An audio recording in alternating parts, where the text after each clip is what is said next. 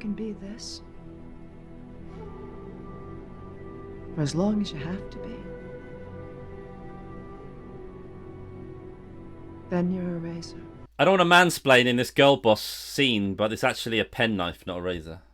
So in 2001, a computer came out called the Razer Blade 15 2020. I don't know if it just took extra time to get to England or they were late. This is the computer that I'm running this off now. They said it was expensive, but it's more than capable of annihilating any PC game you throw at it, all the while being stylish and well built enough to justify the extra expense for anyone looking for a luxurious gaming product. The Razer Blade 15 2020 does not come cheap. Its basic configuration will set you back $1,599 or £1,699. That just shows how much taxes we have in the UK, because a pound is usually worth more than $1. For an Intel Core i7 NVIDIA GeForce GTX 1660 Ti and a 256GB SSD. Weirdly enough, as soon as it came out in the UK, Amazon did like a flash sale on it, and I got it for £799.99, including all the tax there. So that's pretty good. So I've had it on my desk now for 4 years. It's been running away happily. The thing that really started to get my nerves was the 256GB of SSD, because I had, when I partitioned it, I gave 100GB to Linux and left the rest to Windows, and then my Linux partition is always full, so I'm always moving stuff onto a hard drive. So I thought, why not upgrade the hard disk? So that's what I did.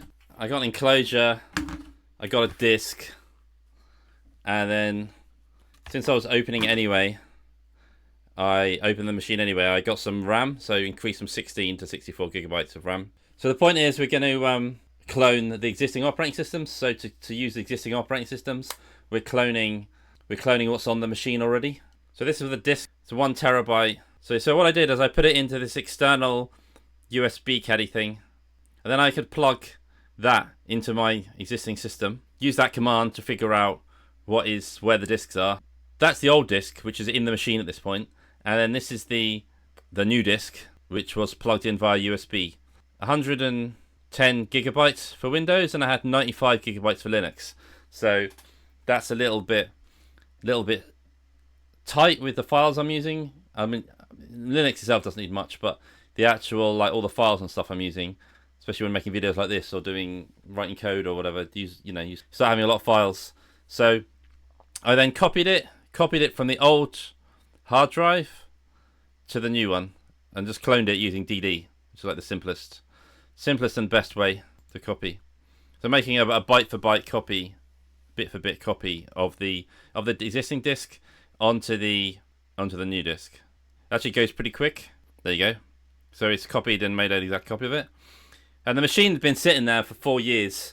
I used an external keyboard, but still it was a little bit dirty. So this is me just using a baby wipe, which is probably not the right thing, but just using a baby wipe to clean it up. And then the back, the fan's really dusty.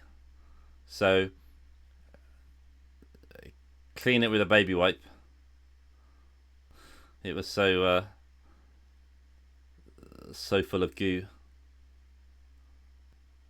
Yep, second baby wipe for detail. First pass and second pass.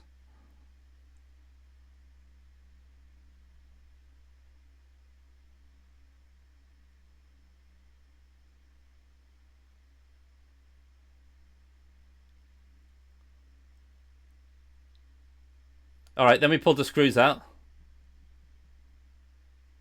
And then we use a Torx screwdriver. Like this. Pretty good. Instead of having one that, one with bits and ends, I just had one which is cheap and easy. Then we open it up, and there are all the bits there. Those fans are like pretty dirty from the side. So that was the bottom of the fans, and now we're seeing from the top of the fans. The battery, yeah, it was pretty expanded. I don't know if it's meant to look like that, but it looks pretty like swollen. It doesn't seem like, you can't really see it from the video here, but it doesn't look flat. It looks kind of slightly organic and natural. It kind of looks weird, like in a computer. I guess if you hadn't opened it up, you would have never noticed it. But I think these things do swell. Even though, to be fair, I've just used the laptop plugged into the mains, probably running pretty much constantly for 4 years. The battery has swollen. I don't know if I should have like set some kind of configuration not to use the battery, not to charge the battery. But there's the SSD there, the old SSD. These are the RAM sticks here, the original RAM sticks that came with under these nice little flaps. Outside is a Torx screw, and inside is a Phillips screw, a normal crosshead screw to remove the disc. And they have these little stickers on, which I assume it's to like, so you don't, they can prove you've voided your warranty. Although, I've had it for 4 years sitting on the desk, so the warranty's probably out already. So then I use more baby wipes to clean the inside case. It'll be there like the underside of the keyboard. And then, the fans. So we cleaned the bottom of the fans before, now we're cleaning the top of the fans.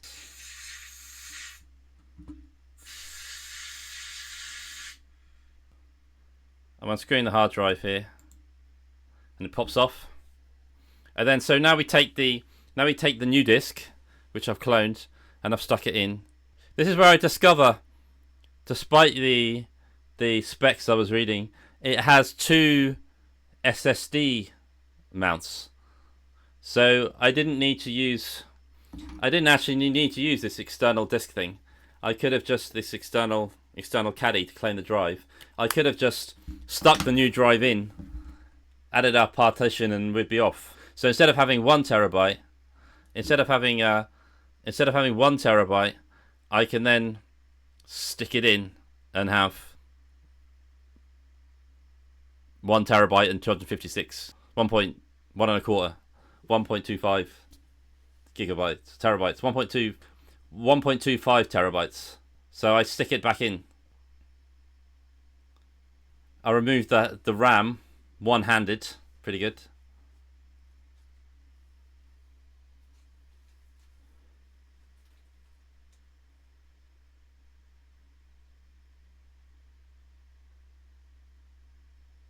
And then we put the new RAM in. So this is a Crucial 64 gigabyte RAM kit. It's pretty good. Again, I think it's faster than the old one, as well as more of it. I think it's faster as well than the stock one that we got with the laptop.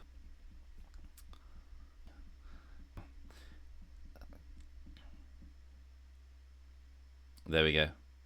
One interesting thing here is the 1 terabyte stick uses most of the stick, has components for most of the stick, but the 1/4 terabyte stick only uses like 1/4 of the stick, which I found interesting. The rest of it's just blank. Put the lid back on. We turn it on. Somehow I confused the BIOS and it went to the Razer Blade default bootloader rather than Grub, and it loaded Windows. We can see that it has 64 gigabytes was successfully installed, and then we can see that we have 2 discs.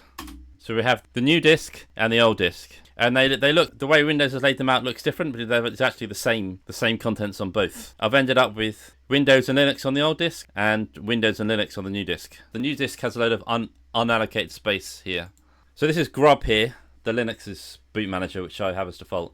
And then sometimes it pops up this as well, which is like a boot device selector, which is from the firmware, the Razer Blade firmware. This one has detected the new Ubuntu, the original Windows, the original Ubuntu, and the new Windows. Grub has detected the same thing, so therefore we ended up with 2 versions of Windows and 2 versions of Linux. What I did is, on the old drive, I deleted Linux and then let Windows expand itself to use the rest of the disk.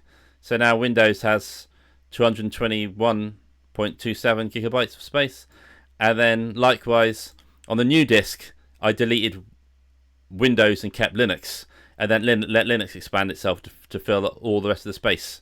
Mission accomplished. One detail I could sort out, I guess, is that you have this is the original disk. You have this recovery partition that comes in modern laptops. Instead of giving you a Windows DVD or something, they give you this recovery partition, which has like a Windows like installer or whatever on it. And I've ended up with 2 of those, so I've got another one there. So potentially I could delete this and shift all these partitions left and get myself another 16 gigabytes of space. So the new drive, there's quite a speed up compared to the old one that was in there. So before, we had this Samsung MZ whatever one, which had a sequential read of 2,200 megabytes per second. The new one has 3,500 megabytes per second. The old one had a sequential write speed of 1,200 megabytes per second. The new one had a sequential write speed of 3,300 megabytes per second. So that's 3 times faster. And the new one has DRAM caching, has a DRAM cache on it. The old one didn't have that. We should hopefully have 60% faster reads, 3 times faster writes. Because it's got DRAM cache on it, it should have a faster performance under load. So that's good. And it has a 5-year, now I've got a 5-year warranty on it. Although how you would ever claim that. So the extra RAM doesn't hurt. So I'm using 14.5 gigabytes. I have about 15 applications open, loads of browser tabs, and I'm recording this video. So the extra RAM is probably slightly unnecessary. But sometimes when developing, if you get some business app that has like a Kubernetes Docker Compose up and it suddenly brings up a whole system. And it's just nice to know that you can open as many browser tabs as you like. I was opening it anyway, so my biggest cost is my time. Sticking it in was good. I don't know, there's probably a better video. There we go. How old do you think he is? He's got zits. But I've got zits. But he's got zits, so 20, 30? Mangery thing, so he's definitely a Gen Z. So that looks like mine. It's all kind of like... It doesn't look too bad there, but like in real life, it looks... Organic is the word I used it earlier. Yeah, it's all curvy and uncomputery. Ah, same one. Is that the same one? So check. Similar. Not exactly the same. It's 1 terabyte as well. Then mine's a plus. I don't know what plus gets you. That's probably the cache, right? I get the DRAM cache probably. The plus is probably the DRAM cache. Here's his landscape. Mine's portrait as well. I see. Look, he's got some better cameras. Professional podcaster. Ah, loser. Got 64. See, he's got youth, but I've got 64 gigabytes of RAM. I don't know. I just use DD. See, his looks completely different than mine. He's only got one socket. See, this is what he's following the same diagram as I did, and then I found I had 2 sockets in mine. Oh, so he's just installing Windows again, whereas I just cloned it. And then I ended up, because I had 2 slots, I ended up using the original Windows that came with it anyway, and deleting my clone, but... Oh, he took the fans out. Nice. So that's how to make a real video. That's like professional studio. The editor, it's like three guys. This is like me in the middle of the night just rambling, but this is like 3 guys in their real job. As always, though, I'm Aaron, and we'll see you next week. Bye, Aaron. Thanks, Aaron. Back to coding videos tomorrow. Bye.